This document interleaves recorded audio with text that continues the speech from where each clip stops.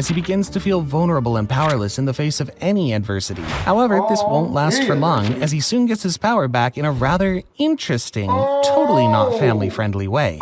What it is, guys? It's your boy BlastphamousHD, and my favorite anime is Invincible. Oh, the gore and the fights. Oh, the fights. With that being said, I found a video that's gonna tell us everything that's gonna happen in Invincible and finish off the whole series. That way we could just wait for the anime to watch the fight scenes. If you're anything like me, which I'm guessing you probably are, I love spoilers. With that being said, this video is covered in spoilers. You guys want to watch the original video? It is by none other than the Jaegerist. Let's do this. Throughout the story of Invincible, Mark Grayson goes through many phases and forms, getting stronger and stronger each time in order to defeat increasingly powerful enemies and save his loved ones. But did you ever wonder how strong he actually gets by the end of the series? Does he finally manage to surpass Viltrumite warriors, Omniman, Frag, and become the strongest warrior in the universe? There are a total of 13 incredible forms we'll cover in this video, and let's begin where it all started. Human Mark. The first issue of Invincible introduces us to Mark Grayson. He's your typical average teenager, but with a twist. His father is actually an alien from a race called Viltrumites, and Mark's inherited all of his abilities, even though they haven't quite kicked in yet. Mark was pretty desperate to get his powers in order to team up with his father, who's Earth's strongest hero, and fight crime as a duo. Superhero Mark. At the start of his superhero career, Mark was just an average crime fighter who even made his own suit. In this form, he's able to fly, use super strength to neutralize enemies, and on top of all that, he also has super speed. Mark was trying to make a name for himself, but one day his father Omniman spotted him during one of his runs and decided to take him to his personal tailor. What followed was the eventual birth of the greatest hero Earth will ever see. But not yet, there's still a lot to cover until we get to that part. Anyway, one day at school, Mark threatened to bully, which led to the principal warning him that he wasn't invincible or anything like that. And oh, how wrong he was. It's at this point that Mark picked the word invincible and made it his alter ego. Sometime later, while busting a couple of goons robbing a bank, Mark showed off his new suit in spectacular style, somewhat mirroring the iconic cover page featuring the first appearance of Superman. The Invincible. Ever since he became a hero, Mark's confidence was over the moon. Also, according to his dad, Viltrumites get stronger over time, so by the time Earth gets invaded by another alien race, Mark's well equipped to hold his own despite only having his powers for 4 months. By now, he's an active contributor to the Teen Team, a group of teenage superheroes who took him in soon after he started fighting crime. In this form, Mark can fly all the way to the moon, but can't really breathe that long in space. Oh, also, he's fast enough to fly from America to Antarctica within 50 seconds. Despite how young he is, Mark shows signs of wisdom and prefers to communicate with his foes in order to deduce their motivations, unlike his punch-happy father. For example, he decided to talk to Alan instead of just attacking him for no reason, and he'd later go on to form a deep bond with him. By the end of this arc, Mark foiled a heist orchestrated by one of the Mahler twins, fought off an alien invasion by beings from another dimension, and stopped a deranged teacher from making living bombs out of college students. Not bad for a rookie. However, although that's already pretty impressive, these feats are nothing compared to what he'll be able to do soon. First year in college Mark. Although Mark's gotten much stronger since becoming a superhero, he still needs the teen team to have his back in case he gets swarmed by powerful foes like members of the Lizard League. He's nowhere near as strong as his father Omniman, and eventually gets destroyed as soon as he stands up to him upon realizing how his dad brutally murdered an entire team of superheroes. During their fight, Mark gets punched through cities, flung across continents, and collides with a train full of people, yet still manages to get back up and continue fighting. In the end, despite all of his efforts, Mark is left to rot in a puddle of his own blood while his dad leaves the Earth. This is the first time Mark's durability is put to the real test, and although he lost the battle, merely surviving Omniman's relentless attacks is something not many heroes could do.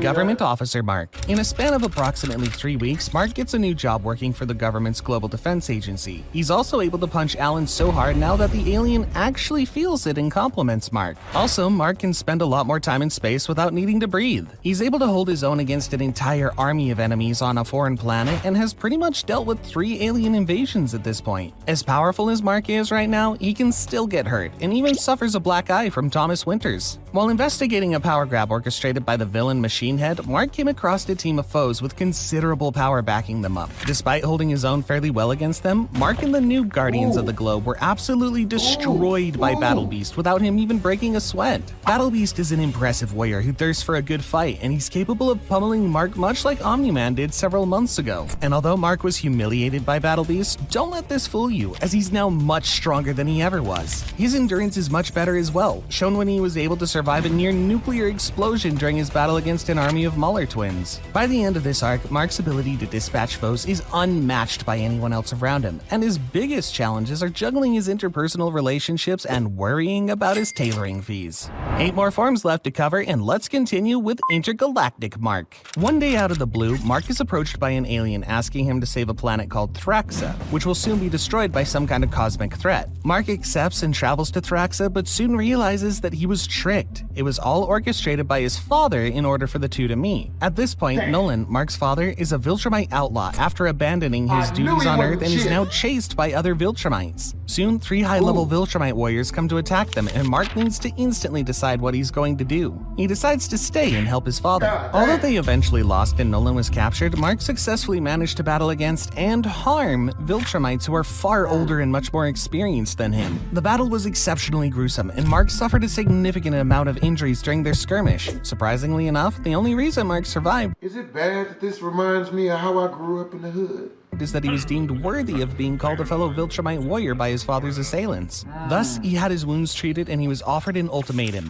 take over Earth within the next 100 years or get executed. Oh yeah, also, while staying on Thraxa, Mark's dad actually had a child with one of the aliens, named Oliver. And now that he's been captured, Mark takes Oliver back with him to Earth. Unfortunately for Mark, soon after returning, Angstrom Levy takes his mom and Oliver hostage. Mark gets flung through several dimensions by Levy, and after getting saved by an alternate reality version of the Guardians of the Globe, he finds his way back to his own dimension and defeats Angstrom in a rather graphic fashion. In the time that follows, Mark successfully stops the cyborg zombie project and liberates Martians from an army of parasites. Pretty standard stuff. However, soon after, another Viltrumite, Anissa, comes to Earth to check on Mark's progress. And although it wasn't the most serious fight, it was clear that Mark still wasn't as strong as a regular Viltrumite warrior and had a long way to go if he wanted to save his planet. Mark's durability is put to the test yet again, but this time against the Lovecraftian warriors of the world beneath the Earth. Doc Seismic, a villain from before, makes his comeback and effectively abducts almost every superhero on Earth with his army of monstrous beings. Invincible struggles for the most part and even winds up passing out from his injuries during the encounter. The battle eventually ends with Darkwing saving everyone. However, Mark is furious about this, as Darkwing should be in prison for murdering many criminals in Midnight City. It's due to this that Mark contemplates resigning from his job with the Global Defense Agency, as he doesn't like how they handle stuff. However, when he goes to confront his superior, Cecil, about it, he discovers that yet another criminal from before, Sinclair, is also on Cecil's payroll, which further infuriates Mark. Cecil throws Mark into a room full of cyborg zombies, but he's able to defend himself easily. However, Mark will soon realize that he's not as invincible as he thought. Cecil reveals to Mark that they implanted some kind of device into his ear which emits a specific frequency that causes incredible pain to Viltrumites and also makes them lose balance. This leaves Mark completely incapacitated, but he manages to somehow fly away and reach the Guardians of the Globe, who help him deactivate the frequency device. After that, Cecil says that he doesn't care what anyone thinks of him, and he'll continue working with criminals if that's what's best for the planet. He then proceeds to fire Mark, who in turn threatens Cecil never to come close to him or his family ever again. So he's like peacekeeper because he's fighting for peace, no matter how many men, women, and children he's got to murder to achieve it, which is commendable in a jacked up kind of way. Again. Solo hero Mark. After leaving the Global Defense Alliance, Invincible decides to fight crime on his own with his little brother. After getting Oliver his first hero costume, Mark decides that he needs a new look too. And yeah, he looks even more badass now. During another brief stint with the Muller twins, who simply refuse to learn their lesson time and time again, Oliver decides to blur the lines between good and evil and swiftly executes both of the twins. All of this takes place on land, while Mark somehow takes a nuclear explosion in space. Upon his return, finding out what transpired leads to a disagreement between Mark and Oliver, which slowly causes a rift to form between the two. Lost and confused about his place in the world, the only solace Mark would find for now is by confiding in Adam Eve and pursuing a fulfilling relationship with her. They wind up dating a lot more often, and Mark continues doing hero work as usual, helping a couple of heroes from the future and thwarting the plans of a misguided vigilante. However, he soon notices that someone's been keeping an eye on him and his family. Invincible soon finds out that the person who's been monitoring him is none other than Levy Angstrom, who somehow survived their previous encounter and now leads an army of evil Marks from other realities. The army goes on to wipe out every major nation on Earth, despite facing ample opposition from every superhero on the planet. By the end of it all, an incapacitated Mark is left tending to Adam Eve's wounds while the world continues to burn around him and the heroes continue to fall one by one. After his doppelgangers get sent to a pocket dimension by Levy, Mark, alongside Oliver, confronts his old nemesis and eventually makes up his mind about killing in the name of justice. However, before delivering the final blow, Levy slips away once again. As if taking on an army of his doppelgangers wasn't bad enough, Mark soon finds himself face to face against an even more terrifying enemy, one of the strongest Viltrumites in the universe, Conquest. After everything he's been through up to this point, is Mark finally strong enough to take on someone like this? Just like Anissa, Conquest has come to see how Mark is progressing with taking over the Earth, which he obviously doesn't plan to do. However, unlike Anissa, who was pretty easy on Mark, Conquest is pretty much just looking for a reason to beat him up. This battle is pretty much one-sided, with Mark and Oliver getting the beating of a lifetime dished out to them. After some battling, Adam Eve comes to help them, and together they manage to somehow defeat Conquest, with Mark completely pummeling his face. A panel that I definitely can't show here. When you look at how weak Mark was at the beginning of this video, his transformation so far already seems impressive, but there's still 6 more forms left to cover, and trust me, he'll get much more powerful than this. Viltrumite Warmark. After dealing with interdimensional aliens who age really fast, Mark gets back home, but to his surprise, he finds out that his dad Nolan came back to visit the family. It's revealed that Nolan escaped his execution after befriending Alan, and together they joined forces in order to fight against Viltrumites. Omniman eventually recruits both of his sons in order to amp up the Coalition of Planets Forces, which is an organization dedicated to stopping the Viltrumite Empire. However, as soon as they leave Earth's orbit, they get attacked by recently escaped Conquest and his pals.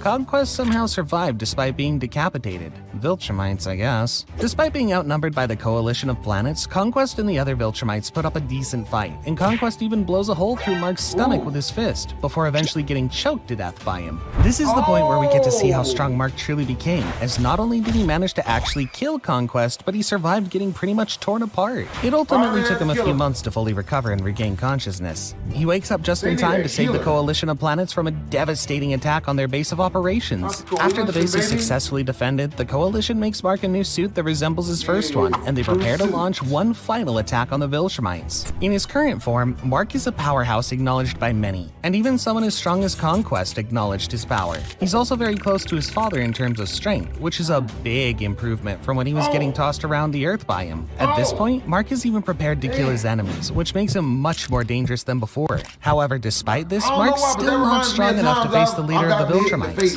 Thrag, which was pretty evident in their encounter. Here, Thrag tanked multiple hits from an enraged Mark while suffering only minor scratches. In the end, Thrag brutally beats up both Mark and Nolan at the same time, proving just how much stronger he is than both of them. Thrag eventually decides to leave them alive, all in the name of reviving the Viltrumite race. Knowing how angry the Viltrumites might be after having their planet destroyed, Mark and Nolan race back to Earth in order to intercept them. After almost a full year of being away, they finally make it back and are surprised to find that the planet was completely untouched, despite the Viltrumite presence in its vicinity. Surprisingly enough, Thrag offers Invincible and Omniman peace in exchange for the silent assimilation of the remaining Viltrumites with people on Earth. Although this is not something Mark wanted, it's an offer he can't refuse, since he knows he has no chance against Thrag. At this point in the story, Mark is stronger than the majority of Viltrumite warriors. He's a lot wiser now too, willing to give people chances and admit his own faults. His maturity is starting to fix problems, and he's even confident enough to leave someone like Cecil speechless now. He showed his incredible growth when he infiltrated the Pentagon and fought off all the other versions of himself without much effort, a feat he would have struggled with immensely mere months ago. And although Mark is now the strongest he has ever been, it's here that everything changes for the worse.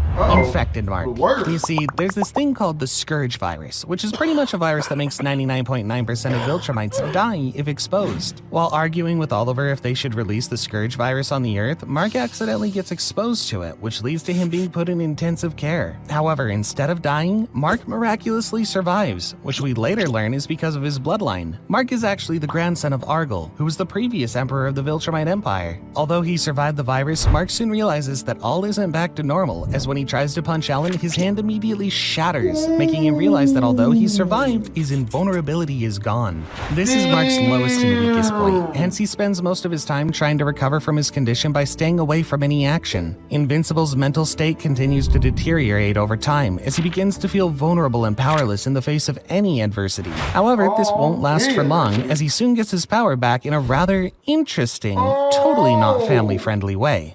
Great time skip, Mark. After returning from one of his missions, Mark finds out from Eve that he's going to be a father soon. Also, Mark's and Nolan's lineage as descendants of the previous emperor gets revealed to all Viltrumites, and they choose Nolan to lead them instead of Thrag. This leads to Thrag being exiled and forbidden from ever coming back. This is also the first time in a while we see a direct comparison of Mark's and Nolan's strength when they arm wrestle. In this exact panel, we can clearly see that the match is at a standstill and that both of them are of equal strength, which is a big improvement from back then. After a brief stint with one of the Muller twins yet again, Mark comes home to find Eve being threatened by his old foe, Levy Angstrom. After Levy manages to escape once again, Mark realizes that he can't continue going like this, and that he needs to find Levy and put an end to him once and for all. In order to do this, he decides to team up with his old teammate, Robot, and they soon manage to pinpoint the dimension Levy has escaped to. Upon their arrival, the duo realizes that Mark's doppelganger had already taken care of Levy out of revenge for trapping him. However, before anything else can happen, Robot activates a weapon that emits the sound frequency that can harm Viltrumites, putting both Marks at risk. He then kills the evil Mark and betrays the real one, leaving him trapped in that dimension. This scene goes on to show that although at this point Mark is physically much stronger than many of his opponents, he still has a devastating weakness to certain sound frequencies, and he can be easily killed if he's not careful enough. After Robot's betrayal, Mark sets out to locate this dimension's version of Robot in order to somehow get back to his world. After some explanation, he convinces this robot to construct a machine that can get him back. The plan works out fairly well, and after a few months, Mark successfully finds a way back to his reality. Mark makes his way to the Pentagon and informs Cecil about everything. However, as soon as they finish talking, Robot winds up murdering Cecil and threatens to harm Eve in order to make Invincible submit to his whims. Thankfully, the duo manages to escape and make it to the space station where they seek help from the other Viltrumites. While the world burns underneath him, Eve gives birth to Mark's daughter, Tara. The pair reconcile for a bit before Mark assumes his role as protector of Earth and confronts Robot yet again. Under the Pentagon, Robot easily overwhelms Invincible, and after a quick chat, Mark decides to surrender instead of instigating a bloodbath that he had no chance of winning, which leads us to retired Mark. Instead of teaming up with the other heroes in order to bring down the new world order Robot built up, Mark and Eve decide to dedicate more time to their new family. They eventually decide to leave Earth behind and embrace a new lifestyle on the Coalition's planet, Telescria, as officially retired heroes. As nice as it would be to close the book on this chapter of Mark's life and call it a day, Invincible is not through with his heroic duties just yet. Mark is asked to join a mission to intercept the old regent of the Viltrum Empire, Thrag. As soon as the chase began, Mark wandered into a cave on some random planet and found a being that sent him back in time. Yeah, pretty weird. Although this allowed Mark to save countless lives as he knew everything that was going to happen, in the end he chose to go back as he didn't care how many lives he saved if it meant he'd never see his daughter again. After returning to Telescria, Mark realizes that 5 years have somehow passed and his daughter is already grown up. Before we cover Mark's absolutely strongest form in the entire story, let's first quickly cover post-time skip Mark. While the Grayson family is enjoying their vacation, Thrag's half-Thraxan, half-Viltrumite children ambush them and try to kill everyone. Trying to protect his daughter, Mark attacks Thrag, but even after everything he's been through, he's still no match for him, and Thrag easily defeats both Mark and Eve, leaving them to die. Thankfully, due to Eve's abilities, the duo was magically healed and Mark even gained a slight boost in strength. In this form, after his revival, Mark is a stronger version of himself by every metric. His body can tank more damage than before, and he's able to easily handle an entire army of half-Thraxan, half-Viltrumite warriors. Dealing with his past again and the myriad of other chaotic situations he went through hardened him into a ruthless warrior who doesn't hesitate one bit to kill his enemies. In the final battle against Thrag and his army, Mark fends off his attackers fairly well, whereas Nolan clearly struggles with Thrag's impressive combat prowess. After unsuccessfully trying to intervene, Mark helplessly watches as his father gets gets split apart right in front of him. This interaction infuriates Invincible to no end, and to make matters worse, Thrag felt no shame when it came to using his offspring as meat shields to attack Mark. Unable to cope with the senseless loss of life, Mark flies Thrag into the sun to finish him once and for all. As they battle in the sun's core, Mark is able to hold his own surprisingly well against Thrag, while both of them slowly burn to a crisp. With the help of Robot's armor, Mark reigns supreme as Thrag slowly disintegrates. Before he totally burns as well, Mark is saved by Alan, and despite literally being a burned husk at this point, he manages to fully regenerate, proving just how far his abilities evolved. Nolan dies shortly after due to his injuries, but not before making Mark the new emperor of the Viltrumite Empire. Eventually, the Viltrumites are forced to abandon Earth in order to keep the inhabitants of the planet safe, and Mark leads his forces on a mission to keep the peace across the universe. The Viltrumite Emperor Mark. In the time that follows, Mark and his family work together to sustain order. Although we don't know exactly how many years have passed, Mark is clearly older now, and considering Viltrumite's strength grows as they age, it's safe to say that Mark is way stronger than ever before. He proves it in his spar against Alan, whom he easily defeats. By the end of the story, according to Eve, Mark has surpassed his father in every way, and fulfills the wishes of the late king by reforming his people. He's the strongest, wisest, and kindest he could ever be. Someone surely deserving of the title, Invincible. Okay, there's still some questions I need answered. How did she last that long? 500 years? What's she drinking? What's her diet like? But yo, all this next time on BlastphamousHD. And that's not from Dragon Ball Z. It is. It's from Dragon Ball Z. But I hope you guys enjoyed the video. Make sure to comment, like, and or subscribe. It's your boy BlastphamousHD. Twisms.